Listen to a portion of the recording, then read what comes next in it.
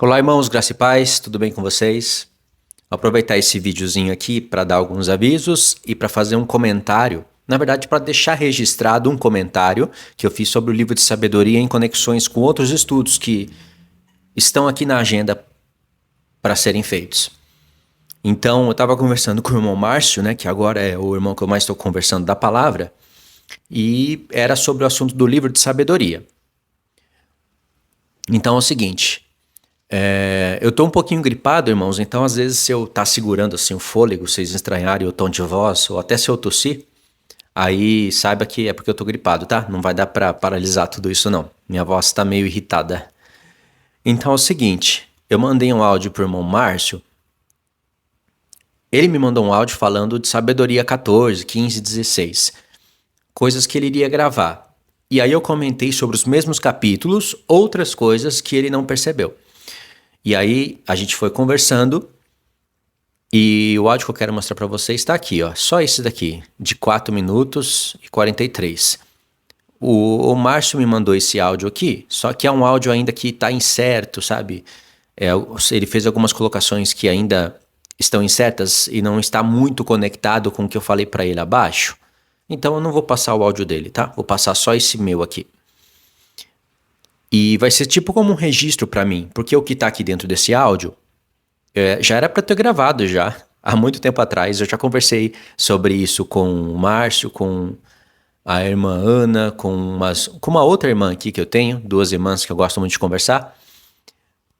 E foram com poucas pessoas que eu falei isso. Falei isso também, acho que com o Joel de Portugal. Então é um estudo que está aqui na minha cabeça em relação ao livro de Reis e de Crônicas. Vocês vão ouvir no meu comentário aqui abaixo, tá bom? Então é o seguinte. Vou fazendo algumas pausas aqui no celular. Não vai ter edição, tá? Vai ser direto assim, do jeito que tá aqui, vai pro canal. Mas eu consigo pausar para dar umas tossidas e recuperar a gravação. Eu gosto desse celular por isso. Ele tem essa função que, vou falar pra você, é muito boa. Então, irmãos, e antes de eu passar o áudio aqui para vocês, que vai ser sobre o livro de sabedoria, já era para eu ter postado no canal Sete Trovões o meu estudo do livro de sabedoria, parte 2, que é onde eu entro nos textos, vou mostrar a sabedoria de Salomão, a que ele estava consciente do que estava falando, e aquela sabedoria que ele não estava consciente, que é aquela que o Espírito estava falando por detrás das palavras dele, e para mostrar o reino da besta por detrás das palavras de Salomão, assim como ele faz em alguns pontos de Provérbios e Eclesiastes, quando ele fala da mulher, que é melhor você morar no deserto do que com uma mulher que só reclama. Ó, a palavra deserto e com uma mulher que só reclama, ele pensou tudo nas coisas literais. E que é para fugir da mulher adúltera, aquela que pinta os olhos, que anda como uma meretriz. E ele tá falando para os filhos dele fugir dessa mulher. E aí ele entra num contexto de um marido que fica enciumado e ninguém vai poder aplacar a ira desse marido. E aí você vê que é um contexto realmente de grande tribulação. E Salomão não sabia que estava falando disso. Ele estava falando de coisas literais. E tem passagens no livro de Eclesiastes que são extraordinárias. E no livro de Eclesiástico, que está na Bíblia Católica, também deve ter, só que eu estou mais ligado aqui nesses livros. Então dá para fazer uma junção de tudo isso, só que eu quero comentar no livro de sabedoria, até mesmo para instigar os irmãos a estudarem. Já era para esse estudo estar no meu canal, mas aconteceu um problema aqui comigo, irmãos. Eu estou tentando resolver há 3 dias. Mas beleza, irmãos, vamos agora para o que interessa. Estudo. Eu estou aqui justificando o não ter postado o meu estudo lá no canal Reino Eterno, que eu não consigo conciliar uma coisa com a outra. Se eu ficar perturbado, a minha mente trava. Vou mostrar aqui para os irmãos o meu áudio e através do meu áudio vocês vão entender, eu vou comentar em cima dele. E mesmo se você souber trabalhar com ela, que isso, é uma coisa incrível. Aí você tem que saber criar contrastes, saber explicar o que um disse e não falou e o que o outro falou e não disse. Aí você soma tudo. Porque os profetas falam de um novo êxodo. É um pouquinho ali, um pouquinho aqui. E você tem aquela mensagem que está no Apocalipse para confirmar tudo. E o Apocalipse vem e acrescenta o que os profetas não falaram. Junta tudo numa visão só, Apocalipse 12, né? O 12, na verdade, o 15, o 16 e o 17, no derramar das taças, é o Êxodo também. Por causa das taças, as pragas das taças são bem semelhantes às pragas do Egito. Só que aí Salomão falou coisas que os profetas não falaram. Ele falou de uma maneira diferente. Só que Salomão não está falando que vai acontecer de novo. Os profetas estão. Só que os profetas não estão comentando o ponto de vista deles. Do porquê que Deus fazia assim e assim. Não visando algo escatológico, mas visando a justiça de Deus. Salomão está. Salomão não estava imaginando que aquilo ia acontecer de novo. Quando Salomão fala que maldito é o madeiro pelo qual se opera a injustiça, mas bendito é o madeiro pelo qual se opera a justiça, ele falou da Arca de Noé e ele não pensou em Cristo. Mas tá Cristo, né? Cristo que salva o mundo através do madeiro. Mas o Espírito, além da sabedoria que dava para Salomão, inspirava ele a falar coisas que ele não sabia e que nós iríamos saber. É tipo Deus te usar para falar uma mensagem oculta. Como certamente eu acredito que Deus faz. Muitas coisas que nós falamos hoje, aquelas questões de concordância com a profecia mesmo, o espírito da profecia, às vezes a gente está falando coisas que a gente não sabe e que estão sendo registradas. Pode ser que os nossos atos, lembra das crônicas? O livro de crônicas? O livro de crônicas são os atos dos reis. São registrados, mas foram registrados por homens. Só que existe os atos dos anjos. Tipo como existe atos dos apóstolos registrados por homens, existe as crônicas da igreja. Acho que eu já falei isso para você, né? Os nossos atos são registrados. Então pode ser que a gente esteja formando livros de profecia que as nações vão receber. Já imaginou isso? Você está no meio de um livro, cara, de crônicas, para falar dos seus atos? E pode ser coisa boa ou coisa ruim. Ou as duas coisas juntas. A gente pensa que não, né? Mas Deus, cara, é cheio dessa surpresa aí. São as crônicas da igreja, existe. Se não existir para as nações terem acesso e estudar,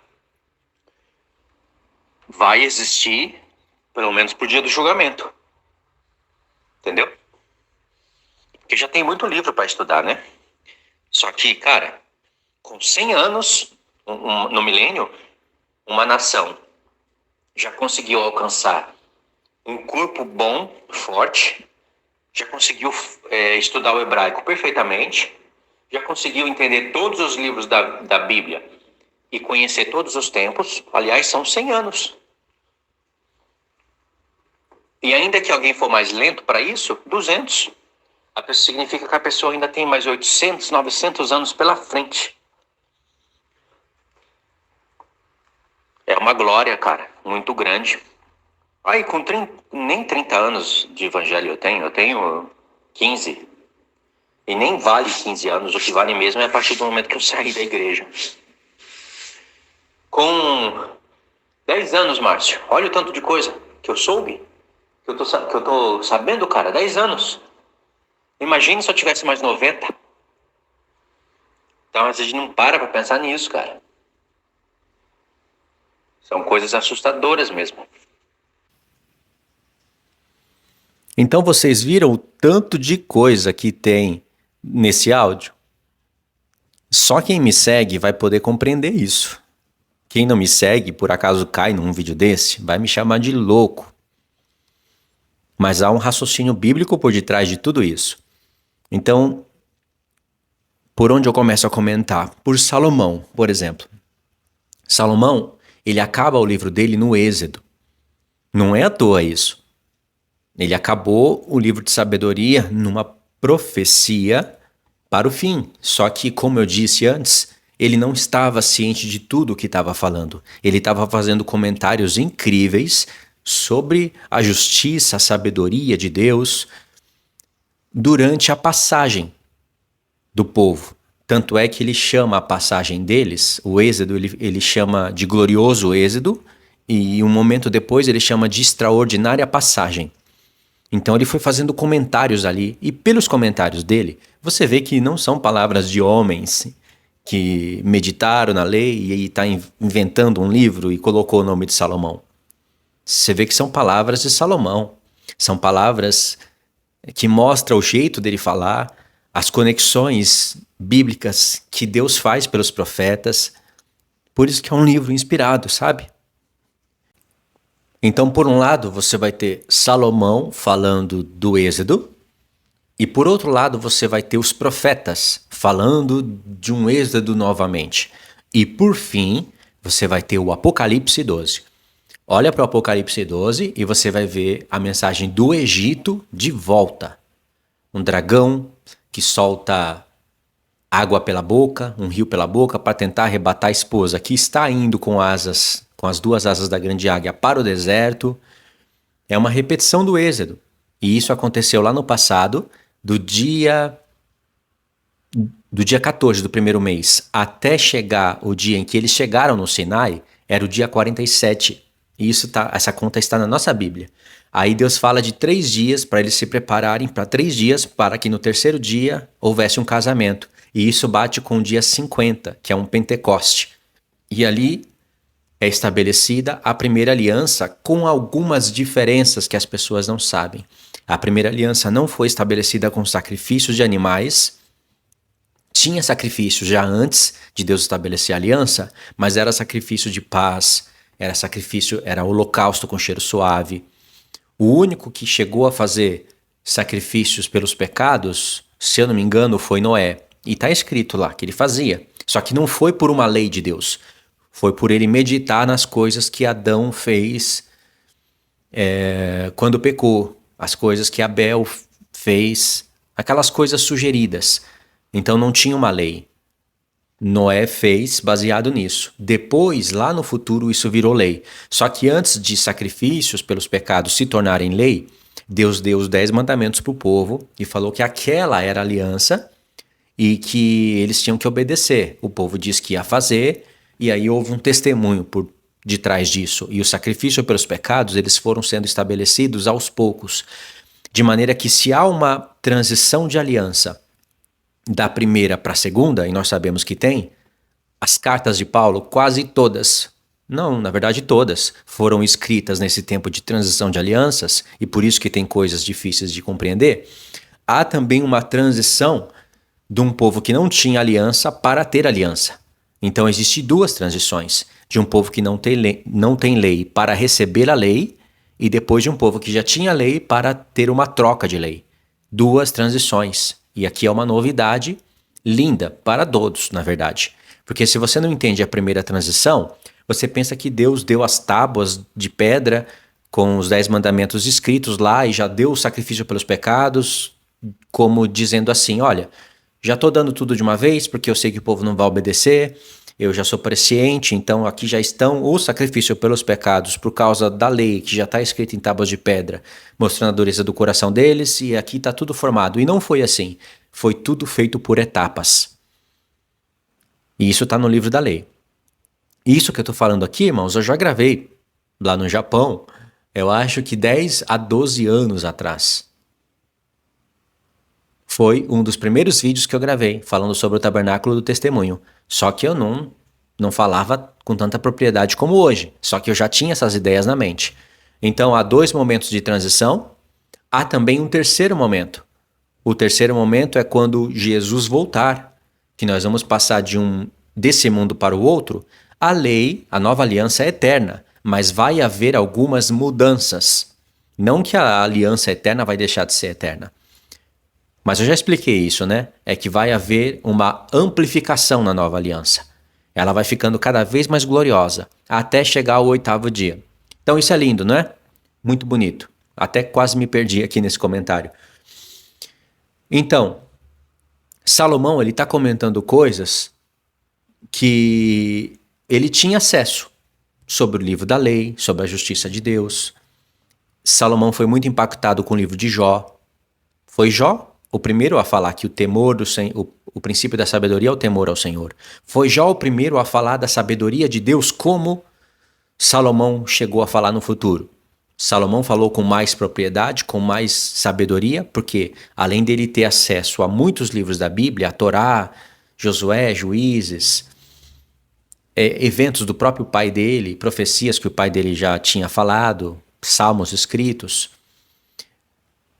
e alguns outros acontecimentos que eu pulei aqui, Salomão ainda recebeu de Deus uma sabedoria elevada. Então só por isso que ele falou com mais sabedoria do que Jó. Mas Jó foi o primeiro a engrandecer a sabedoria de Deus. Isso é lindo, não é? Estou fazendo uma recapitulação de alguns estudos do canal.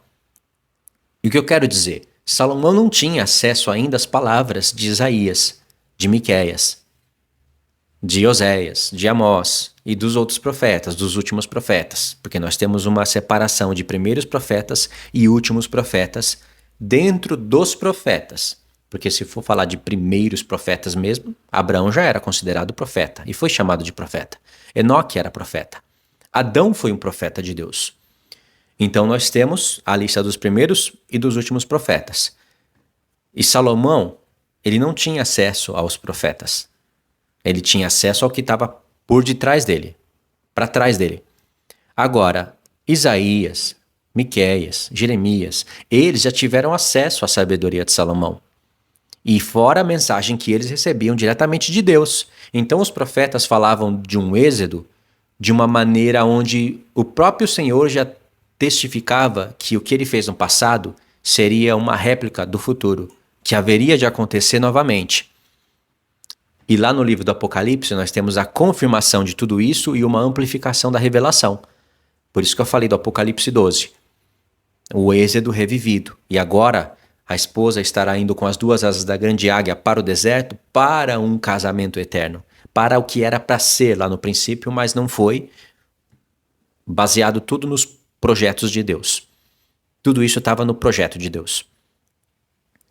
Então Salomão não comentava sobre o êxodo pensando em tudo isso, mas ele fez comentários incríveis do porquê disso, do porquê daquilo, do porquê que Deus feriu daquela maneira, o porquê que assim, o porquê que aquilo. Isso está no livro de sabedoria e deixa a gente de boca aberta.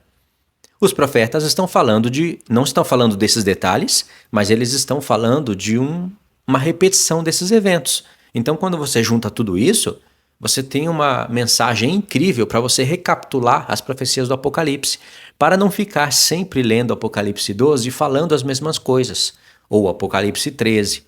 Sempre Deus dá uma maneira da gente recapitular o tema para falar de uma maneira mais profunda, para mostrar toda a profundidade que tem naqueles capítulos do livro do Apocalipse. Compreenderam? Então eu queria mostrar alguns textos para vocês só para fundamentar o que eu estou falando. E são somente alguns dentre dezenas. Só que olha só, a minha Bíblia. Eu não tenho mais acesso a ela. Então, eu vou ter que ler aqui num outro celular, tá bom? Agora, olha só, Miqueias 7, verso 15 em diante. Diz assim, tá para terminar o capítulo, tá? Miqueias 7 é o último. Eu lhe mostrarei maravilhas, como nos dias da tua saída da terra do Egito. Olha Deus falando aqui, eu vou fazer de novo o que eu fiz. E olha a conclusão disso, o efeito disso sobre as nações. Porque as maravilhas são as pragas, né? As nações verão isso e se envergonharão de todo o seu poder. Porão a mão sobre a boca e os seus ouvidos ficarão surdos. Qual é a conexão do 16 por 15? É que quando você medita nas pragas do Egito, você vai perceber que elas são semelhantes às taças da ira de Deus. E as taças da ira de Deus, elas vêm para tirar todo o poder tecnológico do mundo. As fontes da energia já estavam afetadas por causa das trombetas, mas ainda tinha energia. Com o derramar das taças da ira de Deus, as fontes de energia ficarão completamente afetadas. Por isso, o verso 15 diz, as nações verão isso e se envergonharão de todo o seu poder. Qual é o poder das nações? A energia. A energia, a tecnologia, a internet e a inteligência artificial. Esses 4 pontos que constituem o reino da besta. Tudo isso vai ser afetado. E a continuação do texto diz: porão a mão sobre a sua boca e os seus ouvidos ficarão surdos. Lamberão o pó como serpentes, como répteis da terra. Tremerão, sairão dos seus esconderijos e tremendo, virão ao Senhor nosso Deus e terão medo de ti, de Israel. Israel, eu digo povo de Deus, da nova aliança, a igreja. E aí o profeta termina assim: quem, ó Deus, é semelhante a ti? Lembra daquela afronta que essas nações falaram contra Deus? Quem é semelhante à besta? Quem pode batalhar contra ela? Ela tem energia, ela tem tecnologia que gerou a internet que conecta todas as coisas, e aí entramos na inteligência artificial, que é o assunto boom do momento. Pode ver, a inteligência artificial é o assunto do momento. E esses 4 pontos constituem o reino da besta. São os homens que fazem a imagem da besta. A imagem da besta é uma coisa, a marca é outra, só que elas estão juntas, é o mesmo sistema. Só que a imagem da besta é algo que é um tipo de controle. A imagem da besta é o que vai controlar, porque é ela que recebe fôlego de vida e recebe autoridade para falar quem morre e quem não morre. Olha aí que coisa incrível. Um apocalipse diante dos nossos olhos, em tempo real, em 3D ou até mais. É incrível, né? E aí, o verso 18: quem, ó Deus, é semelhante a ti, que perdoas a iniquidade e te esqueces da transgressão do restante da tua herança? O Senhor não retém a sua ira para sempre, porque tem prazer na misericórdia. Lógico, ele vai estar muito irado, só que ele vai também mostrar a sua misericórdia sobre aqueles que os temeram na grande tribulação, tanto para a sua igreja como para as nações restantes. Mostrará a Jacó a fidelidade e a Abraão a misericórdia, as quais juraste a nossos pais desde os dias antigos. Nós estamos lendo aqui o capítulo 7, né? E dentro do capítulo 7, nós temos um texto aqui bem interessante. Olha só o verso 4. O melhor deles é um espinheiro, o mais reto é pior do que uma sebe de espinho. É chegado o dia anunciado por tuas sentinelas, os profetas.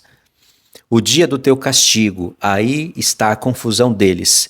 Não creais no amigo, nem confieis no companheiro. Guarda a porta da tua boca aquela que reclina sobre o teu peito, porque filho despreza pai e a filha se levanta contra a mãe, a nora contra a sogra. Os inimigos do homem são os da sua própria casa. Veja que um dos textos que ajudou Jesus a montar o Sermão do Monte das Oliveiras é esse daqui. E pode ver que ele fala do abominável e da desolação. É um contexto mesmo de grande tribulação. E eu li só Miqueias 7. Imagine que isso daqui tem vários profetas. Isaías 11, Deus fala que o povo vai ter caminho livre pelo mar, assim como teve quando saiu da terra do Egito. O profeta Amós, capítulos 4 e 5, eu estou aqui de memória. Não tem nenhuma anotação aqui, por isso que eu estou assim, pensativo. 4, 5, se eu não me engano 7 também, vão ter várias repetições ali. Deus fala que vai operar sinais como ele fez na terra do Egito. E isso são os que eu consegui lembrar. Depois nós temos textos de Jeremias e de Ezequiel, aonde fala que o povo tem que ir para o deserto para sobreviver, aonde Deus fala que Faraó é um dragão do mar. Então, o Apocalipse está ali nos profetas. O que o Senhor faz, é o que ninguém poderia fazer, é juntar todos esses pontos numa profecia que tem que alcançar povos, línguas, nações e reis. Vocês entenderam a grandiosidade de tudo? Então, Salomão, ele está fazendo comentários que acabam contribuindo para a gente. Mas ele está no livro de sabedoria, está lá perdido. Se até evangélicos reformados não conseguem alcançar esse entendimento, quanto mais católicos. Aquilo ali está perdido na Bíblia Católica, um tesouro. E aí, se você olhar os comentários que Salomão faz, é coisa grandiosa. Eu acho que aqui na Bíblia Católica dá até para mostrar alguma coisa, porque a Bíblia Católica é uma Bíblia que eu tenho aqui o acesso dela. Então tá aqui, ó, Sabedoria 16. Eu pesquisei a palavra fogo no livro de sabedoria e saíram aqui alguns textos. E aí nós vamos ter alguns textos no capítulo 16, tá vendo? E depois no capítulo 19. Vou ler só um pedacinho aqui no 16.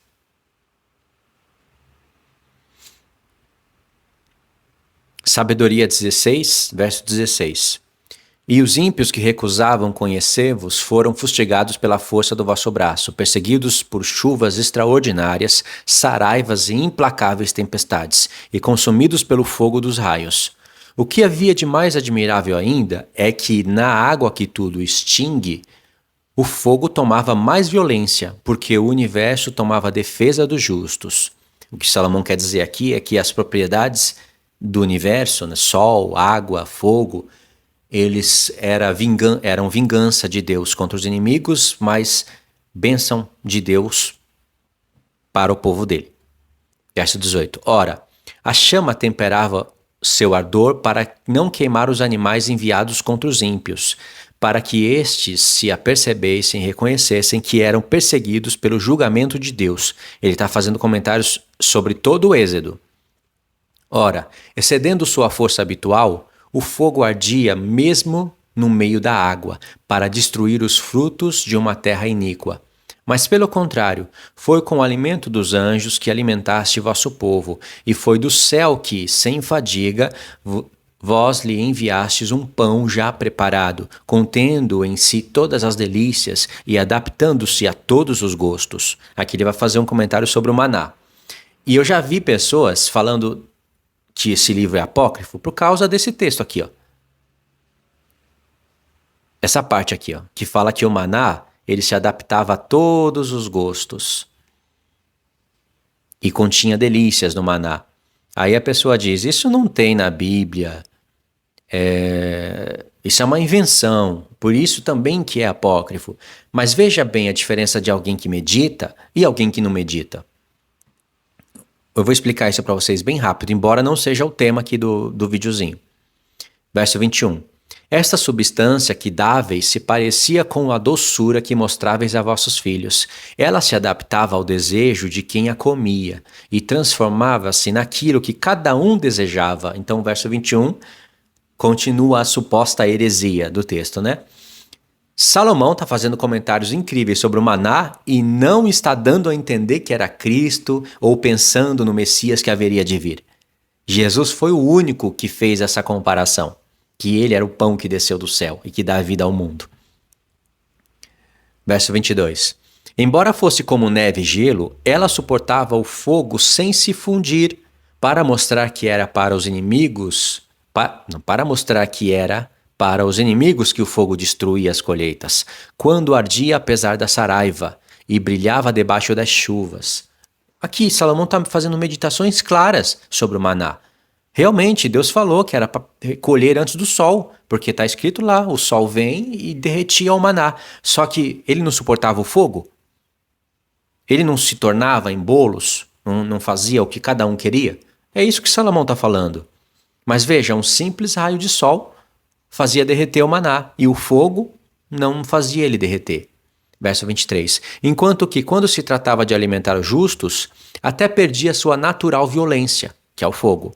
A criatura que vos é submissa, a vós, seu Criador, aumenta a sua força para castigar os maus, e os modera para o bem dos que puseram em vós a sua fé. Do mesmo modo, transformada em tudo o que se queria, o maná, servia a vossa generosidade que a todos os alimentos, segundo a vontade dos que dela tinham necessidade. Ou seja, tinha todas as propriedades que o homem precisava no maná.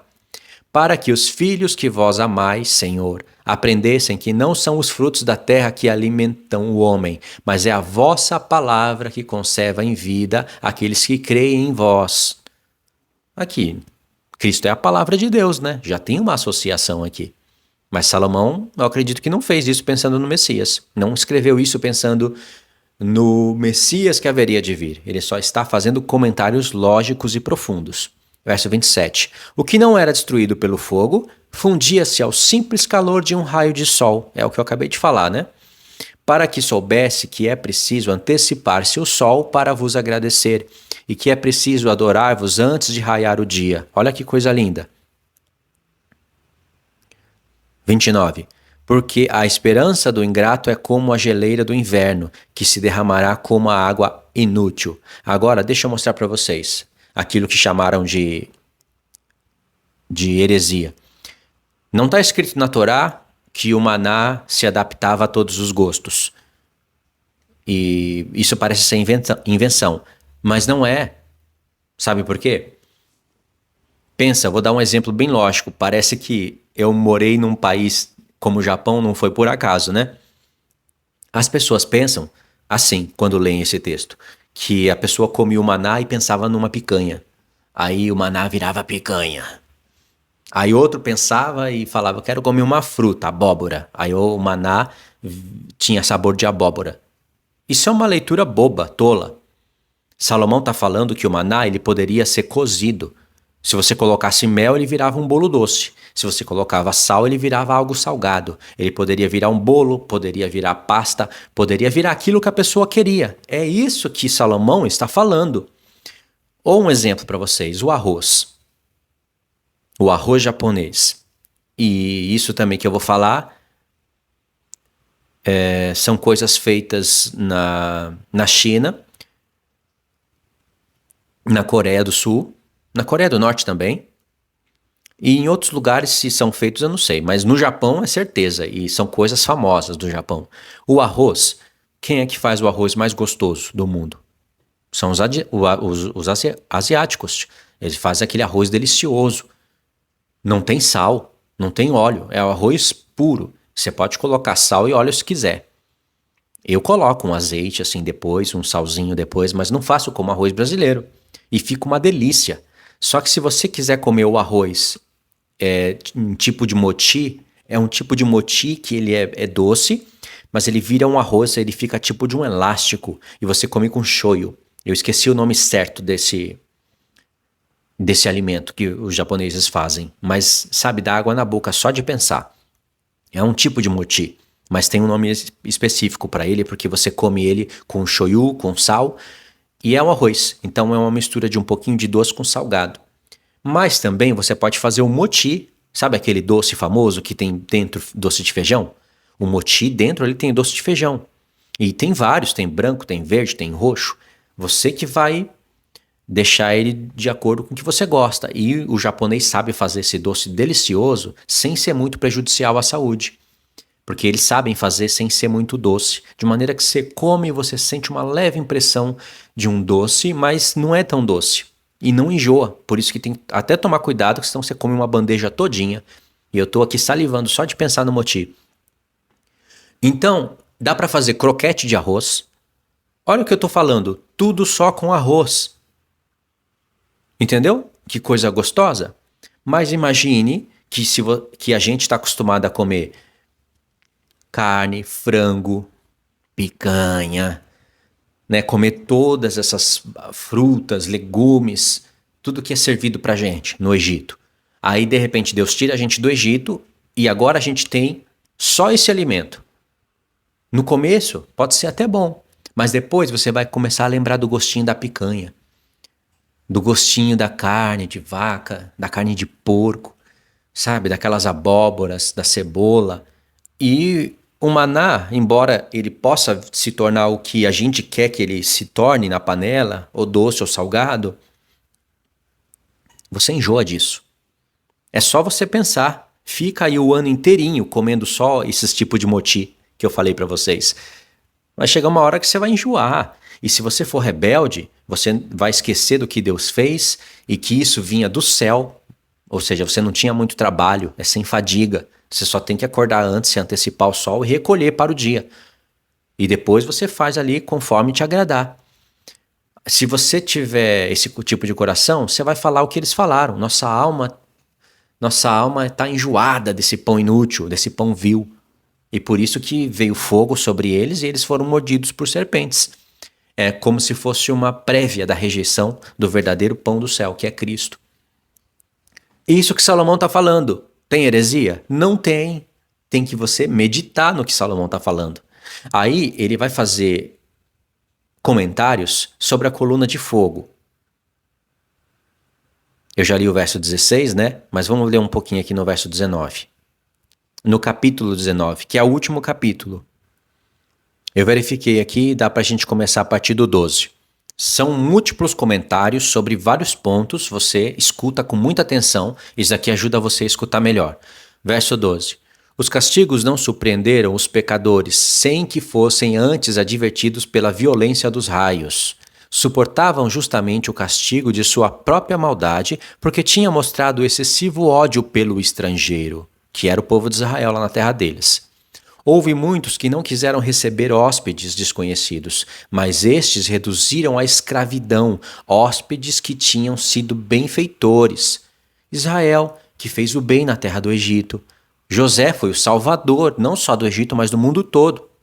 É isso que Salomão está comentando. E isso não é tudo. Haverá algo mais que um castigo qualquer para aqueles que acolheram mal os estrangeiros.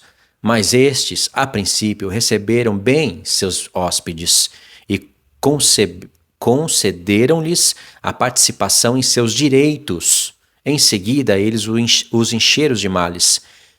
Salomão está fazendo múltiplos comentários sobre como Israel recebeu bem os egípcios. Por exemplo, muitos egípcios saíram do Egito com Israel e muitas nações, e Israel recebeu a lei de tratar bem os estrangeiros e deixar até eles fazerem parte como natural do povo.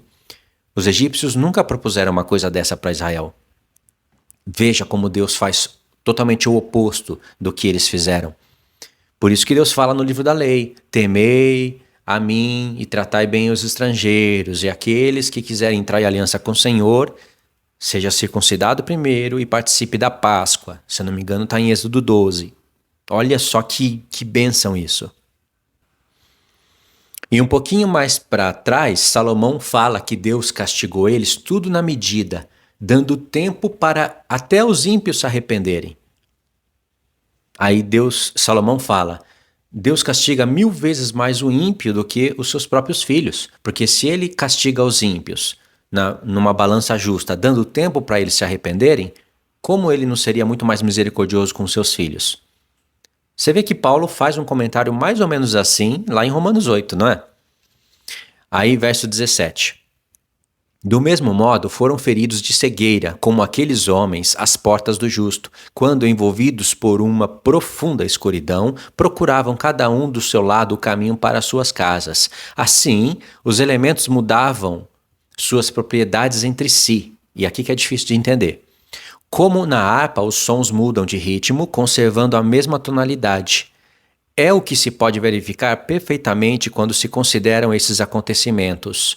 Os seres terrestres tornavam-se aquáticos, os que nadam passavam a terra. O fogo era mais violento debaixo da chuva e a água esquecia a propriedade que tem de extingui-lo. Aí você lê, você escuta isso daqui e fala: meu Deus, do que Salomão está falando? Eu me perdi. Ele não estava falando dos eventos da saída, ele está falando aqui da saída do povo. Ele até chama de extraordinária passagem de um glorioso êxodo. Só que ele não usou o termo coluna de fogo, por isso que a gente se perde. Verso 20. O fogo era mais violento debaixo da chuva e a água esquecia a propriedade que tem de extingui-lo. Além disso, as chamas não ofendiam as carnes dos frágeis animais que as atravessavam e não liquefaziam esse alimento celeste. Aqui eu não entendi. Não deu para entender, não. Semelhante ao gelo inteiramente capaz de se derreter. É que em tudo, Senhor, engrandeceste e glorificaste o vosso povo, e não vos designastes de assisti-lo em todo tempo e em todo lugar. O que Salomão está falando aqui? De um fogo que debaixo da água ele se tornava mais forte, mas que ele não fazia mal para os animais, para o povo de Deus, fazia mal para os egípcios. E mesmo debaixo da água, esse fogo nunca apagava. Sabe do que Salomão está falando? Da coluna de fogo. a coluna de fogo que acompanhava o povo, e a gente nem se toca nisso, está lá no livro da lei. A gente pensa que a coluna de fogo ficou no alto e depois daquela passagem a coluna de fogo sumiu e ela aparecia quando ela queria, mas quando você vai ler no livro da lei, você vai ver escrito lá que a coluna de fogo, a nuvem de fogo nunca deixou de estar com o povo de Israel.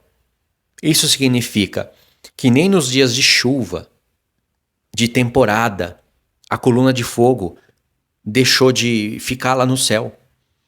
E era um fogo que queimava. Era um fogo que tem a lei de fazer mal para queimar ou de ser apagado pela chuva, porque a água tem que vencer o fogo. Só que Salomão está falando que quando se tratava do povo de Deus, a chuva esquecia a sua propriedade de extinguir o fogo. E se não tivesse essa nuvem de fogo à noite, o que iria acontecer? O povo iria morrer de frio, congelado, e não iria ter luz para eles. Era muita gente, todos iriam ficar em trevas. À noite, qualquer um poderia assassinar o outro, fazer o que quisesse. Mas a coluna de fogo não deixava eles ficarem numa escuridão total. E não queimava eles também. E não se apagava com a chuva. Agora, a nuvem de fogo é uma coisa, a coluna de fogo é outra. Ambos são o Senhor. Mas você vê que Salomão comenta aqui dos dois. E lá no livro da lei, por exemplo, vou ver se eu encontro o texto. Eu não separei os textos, então eles estão aqui, né? Meio que bagunçados. Então vocês vão fazer isso daí na casa de vocês. Eu coloquei aqui, ó, coluna de fogo. Aí saiu Êxodo 13. O Senhor ia diante deles de dia numa coluna de nuvens para guiá-los pelo caminho, e de noite numa coluna de fogo para alumiá-los, de sorte que podiam marchar diante da noite. Veja, a coluna de fogo, irmãos, elas não ficava só lá no alto. A coluna de fogo passou pelo meio do mar. Isso que Salomão está falando e que a gente não pega. E pode ver que as águas que estavam como colunas diante deles, o fogo tocava ali na água, só que a água não fazia dano nenhum para o fogo. E o fogo que estava entre os egípcios e Israel, o fogo ele iluminava o caminho e ele tinha que estar entre, né, no meio dos egípcios e do Israel. Porque senão os egípcios iriam lá alcançar o povo. Era a coluna de fogo que não deixava isso acontecer. E Salomão está fazendo comentários aqui, nessa visão. Olha o verso 22. Nunca a coluna de nuvens deixou de preceder o povo durante o dia, nem a coluna de fogo durante a noite. Ou seja, ela nunca deixou de existir durante 40 anos. Êxodo 14, 24. À vigília da manhã, o Senhor, do alto da coluna de fogo e de nuvens, olhou para o acampamento dos egípcios e semeou pânico no meio deles. Veja, Salomão está comentando sobre isso.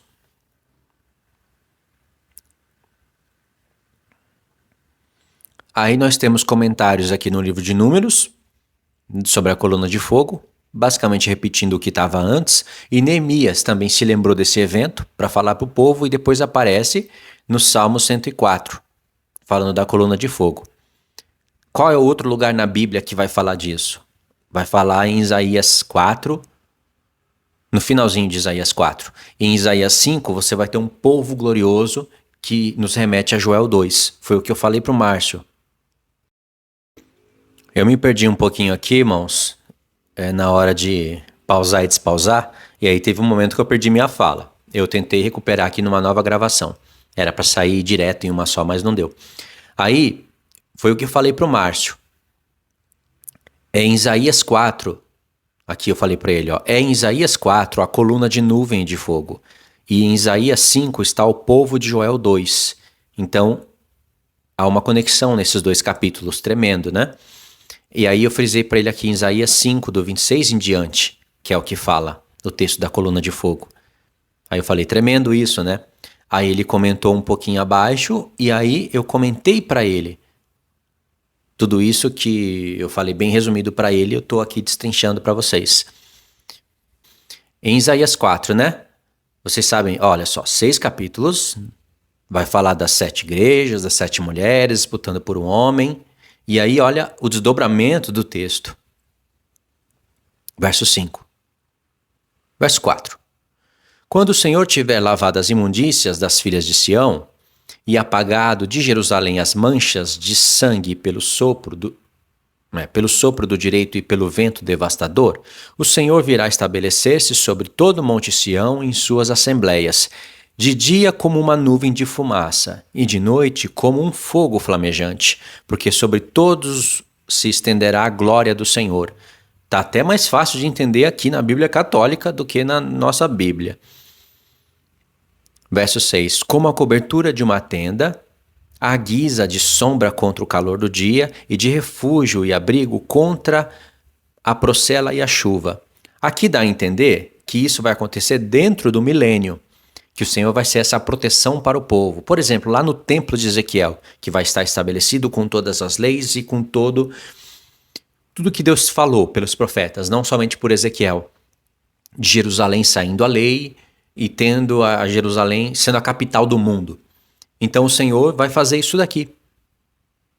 Isso dá a entender por essa leitura. Mas sem o Senhor, melhor dizendo, quando o povo for para o deserto e ter que ficar ali esperando vivo o Senhor nos últimos 3 anos e meio, porque é só assim que nações vão restar, e a igreja que vai ficar viva até o fim vai restar, não há outra maneira.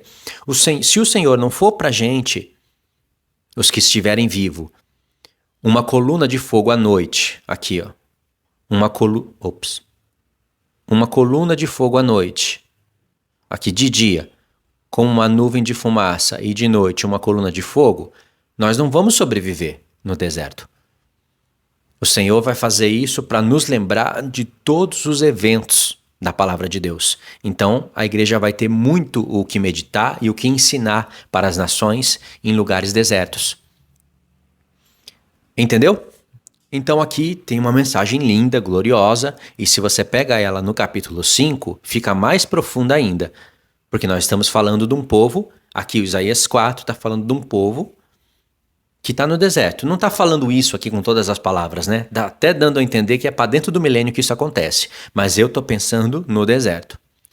E em Isaías 5 você vai ter as 2 testemunhas. De novo, o povo de Deus, não apenas 2 profetas, mas o povo de Deus representado nas 2 testemunhas, que é bem semelhante àquele povo de Joel 2.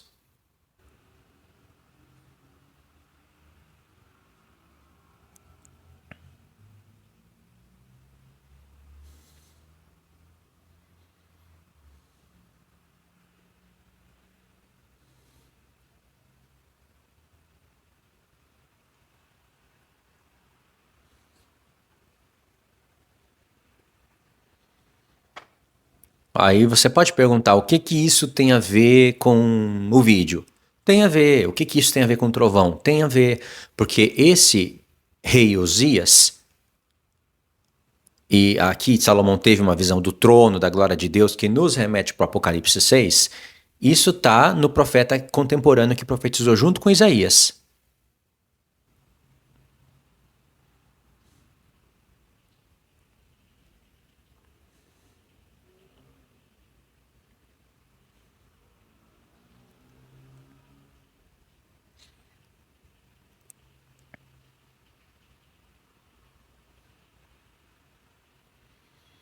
Ligou aqui com Isaías? Isaías, ó, no ano da morte do rei Osias, ele vê aquela visão que nos remete para Apocalipse 6, quando o Senhor vai abrir os selos. Aí no verso 4, o verso 3 diz: suas vozes se revezavam e diziam: Santo, Santo, Santo é o Senhor do universo. Aqui são os querubins. Aqui, na verdade, são os serafins, né? Mas tem paralelo com querubins e é cada querubim que chama um cavalo. Vê que está tudo conectado, né? A terra inteira proclamava a sua glória. A este brado, as portas estremeceram em seus gonzos e a casa encheu-se de fumo. Estranha essa tradução, né? Mas aqui está falando de um grande terremoto. E lá em Amós fala de um grande terremoto que houve. Tá vendo como está conectado? Parece que não, mas está. Olha para vocês verem como está tudo conectado mesmo. Zacarias 14 vai falar da vinda do Senhor, que o Senhor vai vir, colocar os seus pés sobre o Monte das Oliveiras, vai fender em dois. Aí olha o que diz o verso 5. Fugireis pelo vale aberto entre as montanhas, porque este vale se prolongará até o lugar do julgamento. E fugireis como fugiste do terremoto no tempo de Uzias, rei de Judá. Então aparecerá o Senhor vosso Deus com todos os seus santos. Lembra onde está esse texto aqui? 1 Tessalonicenses, capítulo 3, no verso final, um pouquinho antes de Paulo falar sobre o arrebatamento da igreja.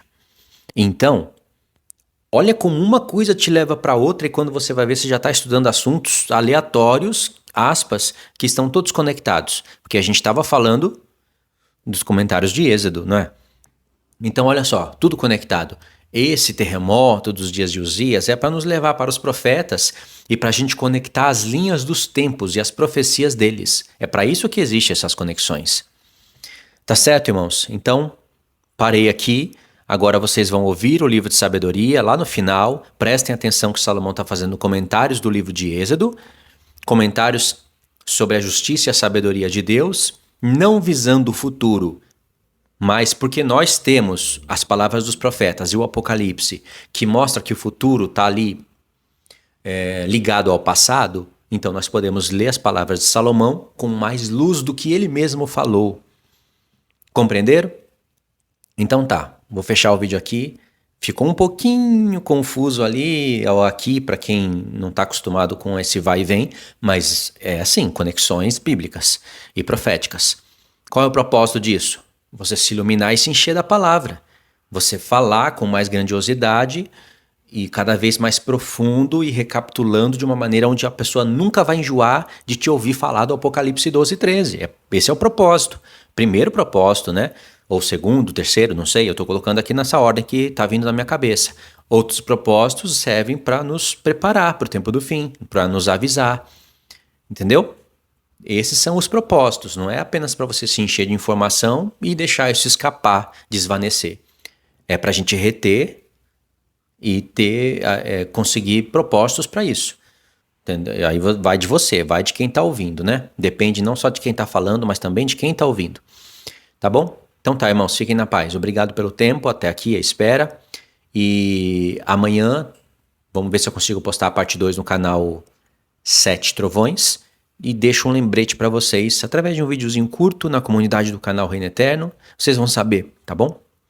E se inscreva no canal aqui e no canal 7 Trovões também.